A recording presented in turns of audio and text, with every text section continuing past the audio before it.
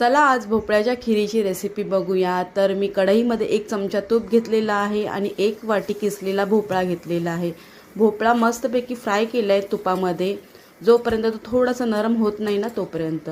आता इथे भोपळा बघा नरम अगदी झालेला आहे। त्याच्यामध्ये मी दूध टाकून घेतलेले आहे, थोडं थोडं करून दूध टाकलेलं आहे, एकाच वेळी सर्व दूध नाही टाकलेलं आहे।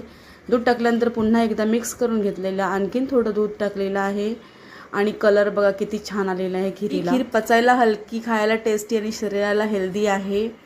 चवीनुसार साखर टाकलेली आहे आणि जास्त मी साखर टाकली नाही, कारण की ऑलरेडी भोपळा हा गोडच असतो। ड्रायफ्रूट्स आहेत ना, ते तुपामध्ये मी भाजून घेतलेले होते, ते मिक्स केलेलं आहे। वरतून थोडंसं केसर टाकलेलं आहे, केसर स्किप केलं तरी चालेल। वेलची पूड टाकले आणि परत 2-3 मिनटं छानपैकी तिला उकळू दिली, झाली आहे ते भोपळ्याची खीर। एकदम टेस्टी लागते, नक्की ट्राय करा तुम्ही सुद्धा आणि आवडल्यास लाईक करा, शेअर करा। बाय।